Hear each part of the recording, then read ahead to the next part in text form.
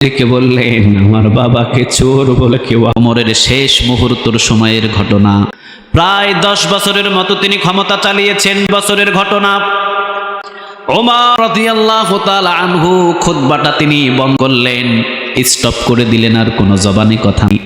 তিনি বললেন, প্রিয় ভাই আপনি বলেন আপনার কি কথা। আপনার কথার উত্তর না দেওয়া পর্যন্ত ওমরের ইমামতিতে মসজিদে নববীতে আর নামাজ হবে না।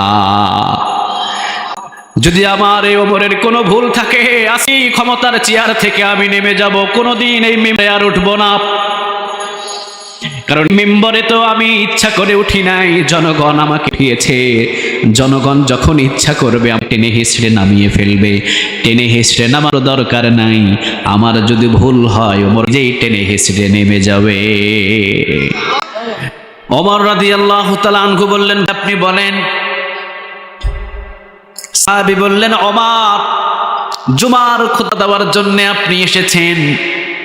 এই জুমার খুতবা দিতে তো কেউ এখনো পর্যন্ত নতুন একটা জুব্বা পরে আসতে পারে নাই। আপনি সুন্দর নতুন একটা জুব্বা পরে এসে জুমার খুতবা দেওয়া শুরু করেছেন, জুব্বাটা পাইলেন কই? সুবহানাল্লাহ বলবেন না? আজ পর্যন্ত কেউ বলতে পারছেন? এমপি সাহেবের ছেলের হলো প্রাডো গাড়ি, মেয়ের হলো ল্যান্ড ক্রুজার গাড়ি, বিবির হলো কাডায় বেগম পাড়ায় বাড়ি। কি রে ভাই, এমপির চাকরি করে মাসে 40,000 না বেতন পায়, ওর তো নিজের সংসার চালাতে কষ্ট হয়ে যায়, ঠিক কিনা? সে আবার কি করে কেমনে জিগাইতে পারছেন কোনোদিন? জিগাইতে লাখ টাক থাকবে না, থেতা হয়ে যাইব, ঠিক না? কিন্তু ওমর রাদিয়াল্লাহু তাআলা আনহু নতুন জুব্বা পরে এসেছেন। তিনি জুমা খুতবা দেওয়ার জন্য সাহাবী ধরে বসেছে। ওমর আপনি নতুন জুব্বাটা পাইলেন কই? সুবহানাল্লাহ বলেন। এক সপ্তাহে বাইতুল মাল থেকে কিছু কাপড় বিতরণ করা হয়েছিলেন, সব সাহাবীগুলো একটা পেয়েছে। ওসমান তিনি পেয়েছেন একটা, আলী তিনি পেয়েছেন একটা, আবার ওমর রাদিয়াল্লাহু তাআলা আনহু তিনি পেয়েছেন কয়টা? আরো জোরে বলেন কয়টা? কিন্তু এমন ছোট্ট একটা কাপড় পেলেন, ওই কাপড়টা দিয়ে একটা জুব্বা কখনো বানানো যায় না।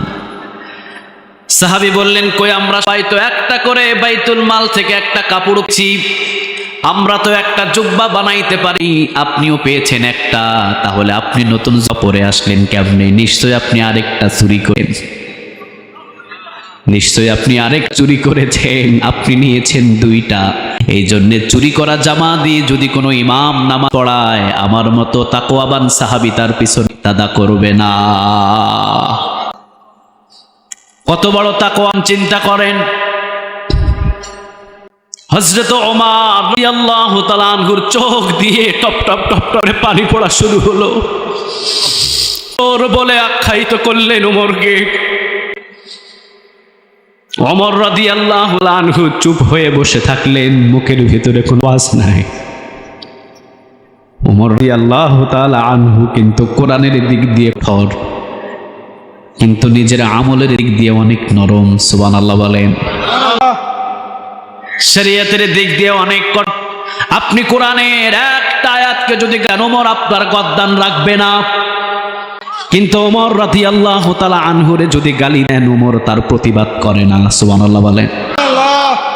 ওমর রাদিয়াল্লাহু তাআলা আনহু তাকে বললেন, ওমর আপনি একটা কাপড় চুরিছেন, 2টা কাপড় মিলিয়ে আপনি জামা বানিয়েছেন, এই জন্য আপনার পিছনে কোনো ইক্তা হবে না, আমরা ইক্তাদা করব না। ওমর রাদিয়াল্লাহু তাআলা আনহু চুপ হয়ে গেলেন, কথা বলছেন না। শুধু ওমর এতটুকু বললে, আমার যেই চুরি করা জামা পরে আমি আপনার সামনে ইমামতি করতে এসেছি, এটার আসল রহস্য আমার ছেলে আব্দুল্লাহ বলে দেবে। সুবহানাল্লাহ। আমার ছেলে আব্দুল্লাহ আছে, ওই আব্দুল্লাহর মুখ থেকে শোনো। আব্দুল্লাহ রাদিয়াল্লাহু তাআলা আনহু তিনি দাঁড়ালেন, তিনি সালাম দিলেন। মসজিদে নববী পরিপূর্ণ। সাহাবীকে বললেন, আমার বাবাকে চোর বলে কেউ আখ্যায়িত কইরেন না, আমার বাবা চুরি করে নাই। সাহাবী বললেন, তাহলে নতুন জামা পেল কোথায়? কিভাবে নতুন জামা পেয়েছে? আব্দুল্লাহ রাদিয়াল্লাহু তাআলা আনহু তিনি বলেন, আমার বাবা প্রতিদিন দেখতাম জুমার দিন আসলেই সকালবেলা আমার বাবা তার যে একটা জামা ছিল, জামাটা ধুয়ে দিতেন, নিজেই ধুয়ে দিতেন, জুমার খুতবা দিয়ে আসবেন, বারবার শুধু জামাতে হাত দিতেন। দেখবেন জুমার খুতবা দেওয়ার আগে জামাটা ভিজে থাকতো, তখন তো খাইতো না। ভিজে জামা পরে প্রতি জুমায় আমার বাবা খুতবা দিতে আসতেন। আমি আব্দুল্লাহ, আমার এমন আর্থিক অবস্থা, আমার বাবাকে একটা জামা বানায় দেওয়ার আমার ক্ষমতা নাই। সুবহানাল্লাহ বলেন। আমার বাবা এমন বাবা, আমি একদিন আমার মায়ের কাছ থেকে কিছু টাকা নিয়ে বাজার থেকে একটা শুকনা উট কিনে এনেছিলাম। উটের সুন্দরভাবে খাইয়ে দাইয়ে ঘাস খাইয়ে তাজা করে বিক্রি করতে নিয়ে গেছে কোরবানির হাটে।